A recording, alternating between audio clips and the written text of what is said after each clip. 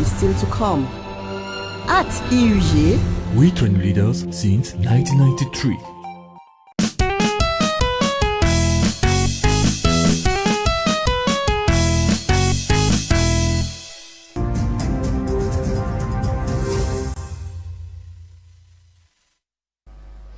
Good evening, you are watching My Media Prime Television, and this is Prime News. We're broadcasting live from our studios here in Cameroon's economic capital, Douala. My name is FON QUINTA. The news starts now. The President of the Republic today chaired an extraordinary summit of CEMAC heads of state via video conferencing at the Unity Palace. The summit is being held to discuss security concerns in the sub-region, health crisis linked to the coronavirus pandemic and its devastating effects in the sub-region, the implementation of the African Continental Free Trade, amongst others. Current chair of the CEMAC sub-region, Paul Biya, in his opening speech states he is convinced the summit will result in the adoption of relevant measures likely to keep the region on the path of its economic and social emergence. Now, the National Anti-Corruption Commission has launched a nationwide back-to-school campaign without corruption. The launching ceremony, chaired by the President of the Commission, Dieudonné Massigams, took place today in Douala. Details with Joinga. The corruption-free back-to-school campaign launched by CONAC today at the government's bilingual high school Daido is aimed at drawing the attention of the education community to the damaging effects of corruption, protect children from the social cankerworm, as well as equip them with the necessary skills to fight against corruption. Speaking to the press shortly after the launching ceremony, the chairman of the National Anti-Corruption Commission highlighted the main practices that the campaign is intended to tackle. The first one is to call attention of those who are responsible of different set of schools, so as to tell them that corruption is not something that we must continue to do, because the head of state used to say that public service is free. Secondly, we call the attention of those who are also in charge of schools to know that if there are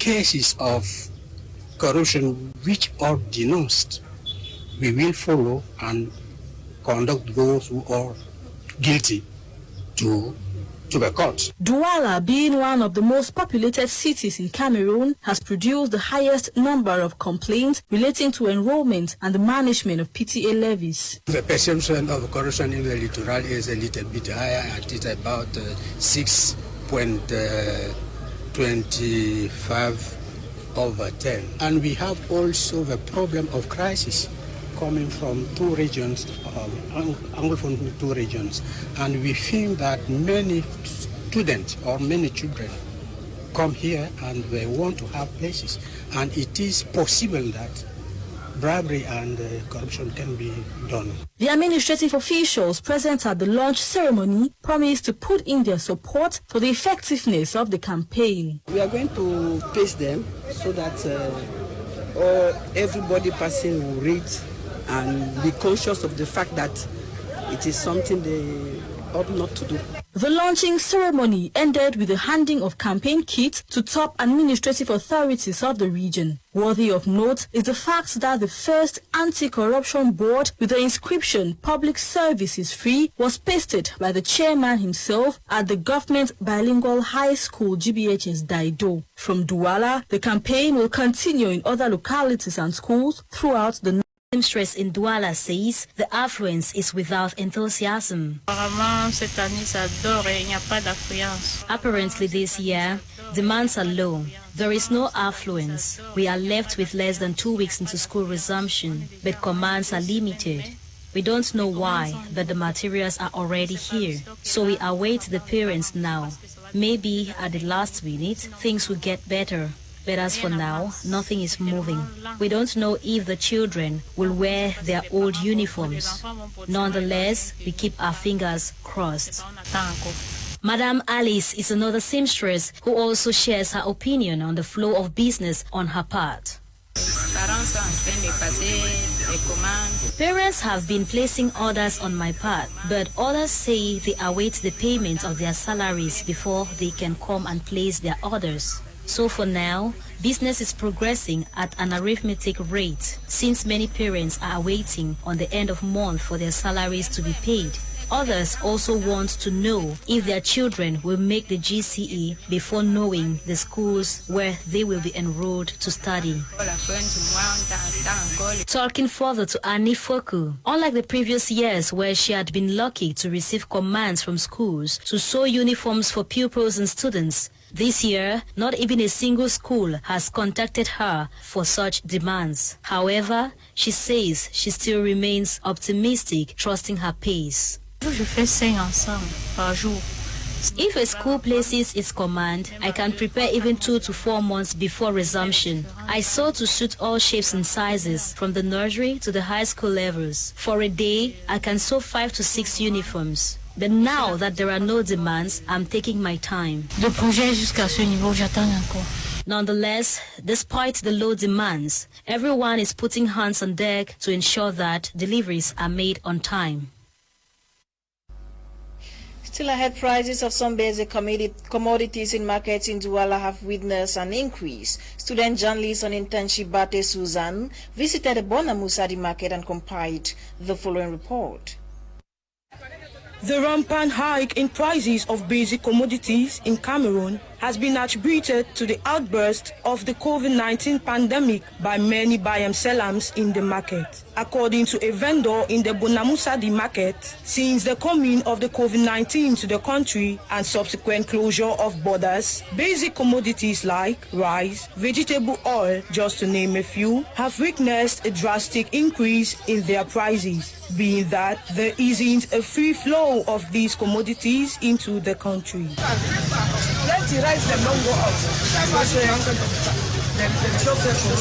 Everything is now very expensive, even the different brands of rice, due to border closure after the outbreak of COVID-19. Prices have increased because of how unavailable some of these products are.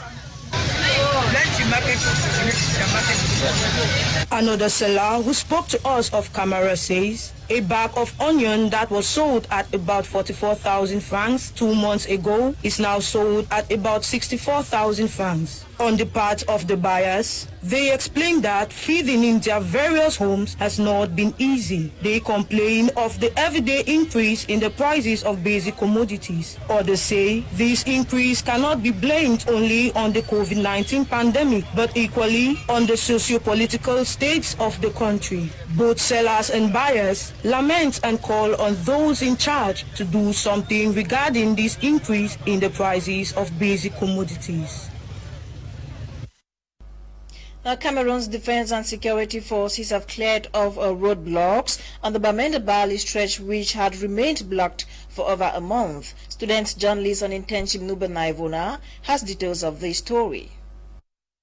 The Bamendabali stretch of road in Meizam Division, northwest region of Cameroon, blocked several weeks ago by separatist fighters, has been cleared by elements of defense and security forces. The clearing exercise, which took place on Tuesday, August 17, was supervised by the commander of the 5th Joint Military Region, Brigadier General Cavalier. While celebrating the efforts of the defense and security forces in maintaining peace in the region, Cavalier called on the population to collaborate with Cameroon's defense and security forces. Why I was congratulating the guys for a job well done.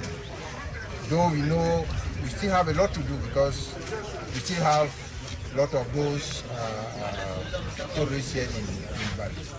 So this is why we plan this. And also to make sure that that road, the road from Bamenda to Balibati, Bogidikum and Manfe and Ekok should be opened. Make population know say we dey here na for sika them.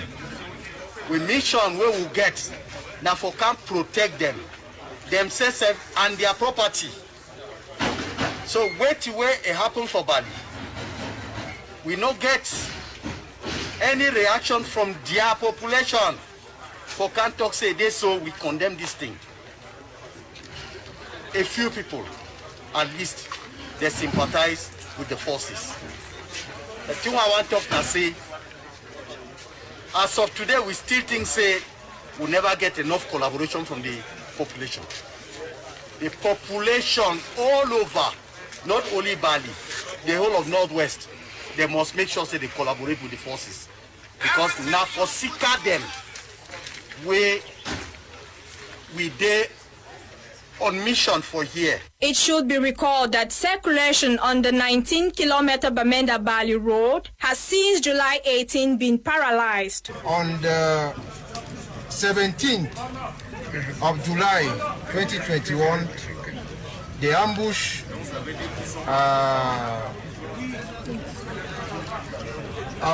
policemen here in Bali, and 5 policemen were killed, and also their weapons taken. After this, the SG of Mezam took an order, prohibiting the circulation of motorbikes in Bali subdivision. But those terrorists opposed that order or that decision of the SDO, and saying that no car should ply the road from Bamenda to Bali. However, with the clearance of the Bali road, it is still not clear whether or not circulation will return to normalcy, as fear of the unknown still reigns amongst users of the said road.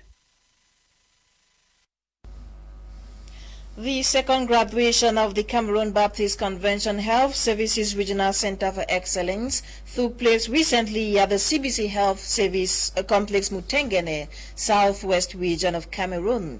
Charles Kibo attended the graduation ceremony and compiled the following report for Prime News. The send out of the second graduates of the Cameroon Baptist Convention Health Services Training Center for Excellence (RTC) that seeks to assist in building of a sustainable health services through developing effective health leaders took place Saturday, August 14, 2021 at the CBC Health Services Complex Mutengene in the presence of dignitaries and personalities. Saw the send out of 16 students with a BSc in Health and Social System Management validated by the University of Manchester in the UK, 10 students with diploma in human nutrition and clinical dietetics validated by Midway Institute of Health Science Uganda, and more than 100 students with certificates in leadership management and governance validated by Amref Africa, the academic registrar. This tool was created to train healthcare workers within the sub-Saharan African region, and so we had trainers that came all the way from Sierra Leone, Ghana, and all of West Africa. The ceremony that began with devotion, reading from 2 Corinthians 4 verses 7 to 9, and reflecting on the theme, Hope and Dreams for Your Future, the guest speaker, Reverend Dr. Teke John, said God has given the graduates the potential and knowledge acquired to bring change and be transforming agents. The academic dean, Professor Nko Godlove, acknowledged the school operates within a mission of seeking to assist in building up sustainable health system. The Training Center is a site for excellence that is used to strengthen health providers to meet the needs of the current needs around time.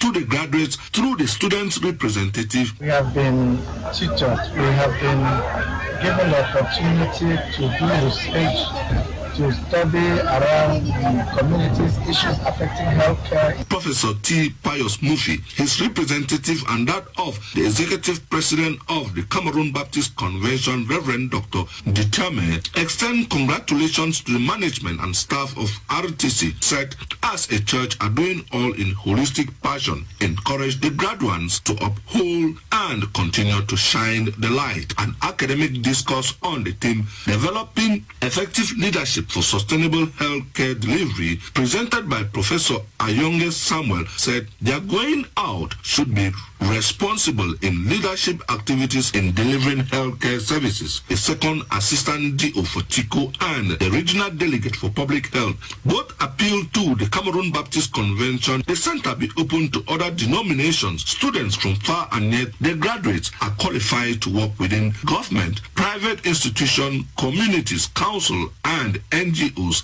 in and out of Cameroon.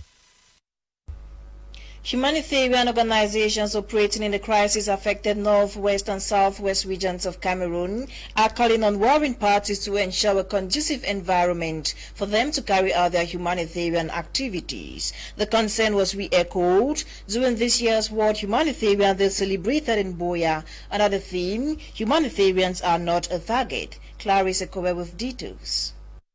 It is no doubt that the ongoing security crisis plaguing the northwest and southwest regions has affected all spheres of life.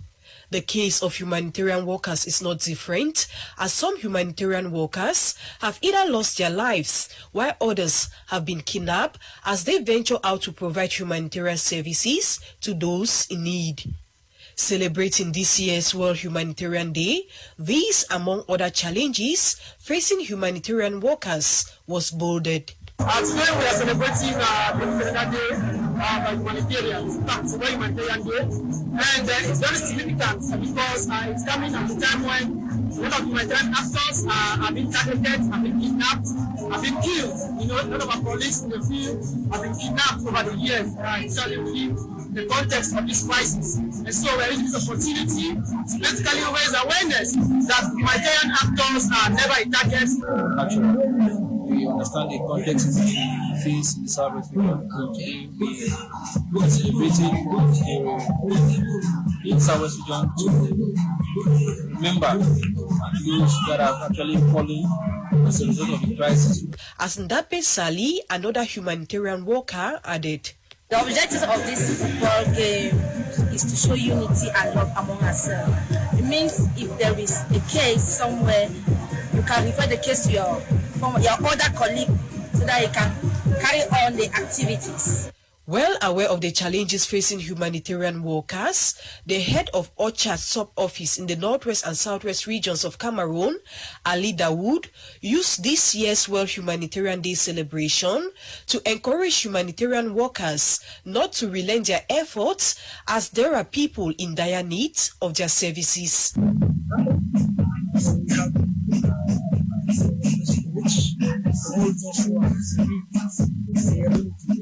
This year's World Humanitarian Day also featured various activities such as a sport walk, a friendly football encounter, among others.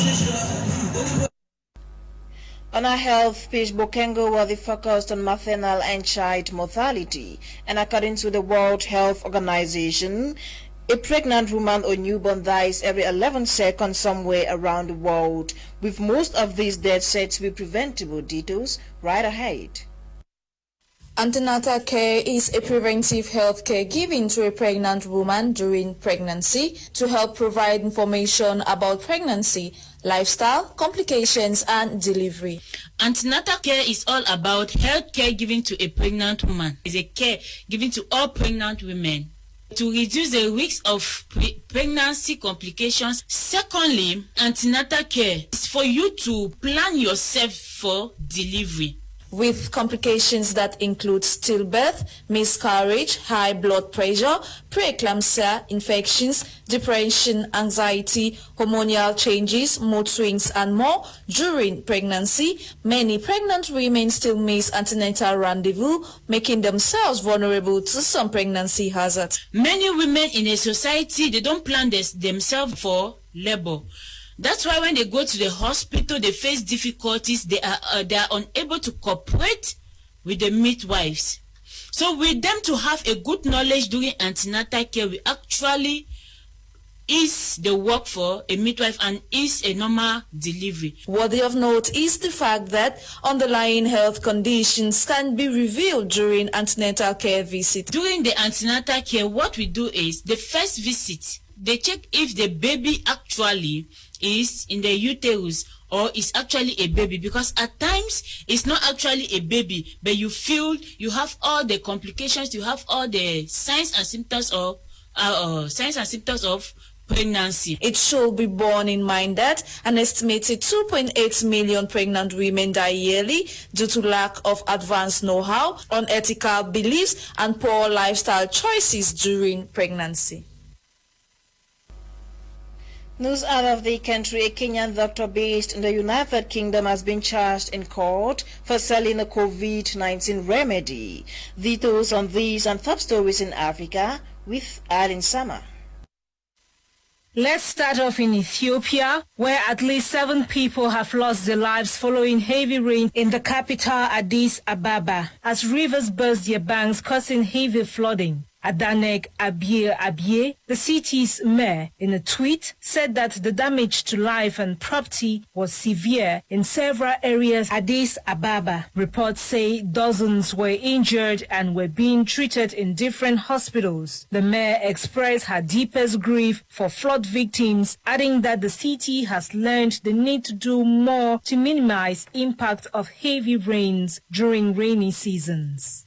A Kenyan preacher in the UK has been charged in court for selling what he called a COVID-19 remedy. The said preacher, Bishop Clement Irungu Wiseman, reportedly sold a bottle of a mixture of oils at €91, an equivalent of $125. He was charged with fraud and unfair trading offences in a London court, but pleaded not guilty. Irungu Wiseman displayed videos online claiming the oils were a cure for the deadliest virus COVID-19. Note should be taken here that according to the World Health Organization WHO, there is no cure for COVID-19, but many African countries have been battling the disease with locally made remedies. Wiseman runs the Bishop Climate Ministries, which is part of the Kingdom Church located in South London. A state governor in Nigeria has urged citizens to acquire weapons to defend themselves from armed criminal gangs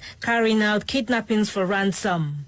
The governor of the northwestern Katsina state, Aminu Masari, blamed citizens for the continued attacks by armed gangs. He said the attackers were encouraged by what he called people's meek submission to their threats. The governor made the comment during a visit to the town of Jibia on Tuesday, one of the communities affected by recent violence. However, Nigeria's defense minister was severely criticized for making similar remarks in February. Critics say encouraging civilians to acquire weapons to confront heavily armed groups may escalate Nigeria's widespread security problems. For the record, the violence has seen many people killed and millions displaced, with thousands of school children being kidnapped. And the draw ceremony of the Africa Cup of Nations took place yesterday, August 17, 2021, at the Yaoundé Conference Center. Cameroon, host country, will play their counterparts from Burkina Faso, win the opening match on January 9, 2022 at the Olembe Sports Complex. Noraka Kebi followed the draws yesterday and compiled the following report for Prime News. All roads in the capital city of Yaoundé yesterday, August 17, led to the Yaoundé Conference Center, where the much-anticipated draws for the upcoming Africa Cup of Nations AFCON took place, with many dignitaries present to grace the event. Among the dignitaries present at the draw was CAF President Patrice Motsepe, who was satisfied with the organization and the technical setup of the event. The 57-year-old CAF President remarked that the success and growth of football in Africa is inextricably intertwined with the growth of the economies of these nations. He added that AFCON 2021 will showcase African football as one of the best, exciting and competitive in the world. Many legends were called on stage when the draws proper were to begin. Samuel Eto'o, Gael Enangamwit, Didier Drogba and Asamoah Gyan joined CAF's Director of Competition, Samson Adamu. The Ghanaian football icon Asamoah Gyan appreciated the efforts put in place by the host country to make things work in view of the African Cup of Nations. Meanwhile, former Senegalese footballer El Hadji Diouf applauded Cameroon's high sense of the organization of the tournament. In the colorful ceremony at the Yaoundé Conference Conference Center, Cameroon was drawn alongside Burkina Faso, Ethiopia, and Cape Verde in Group A of the 2021 AFCON in the opening game of the competition, which will be played at the Olembe Football Stadium with a capacity of 60,000 spectators. Cameroon, as host country, will face Burkina Faso. In view of the AFCON 2021 scheduled to take place in Cameroon in January, many Cameroonians are hopeful that the team will restore glory to the country given their home advantage. Meanwhile, others still doubt if the team is equal to the task. And we've come to the end of today's edition of Prime News, compiled for us by LASHA Kingsley. My name is FON QUINTA. Prime comes up at exactly 7 p.m. with Gumlena. Stay with us. Good night.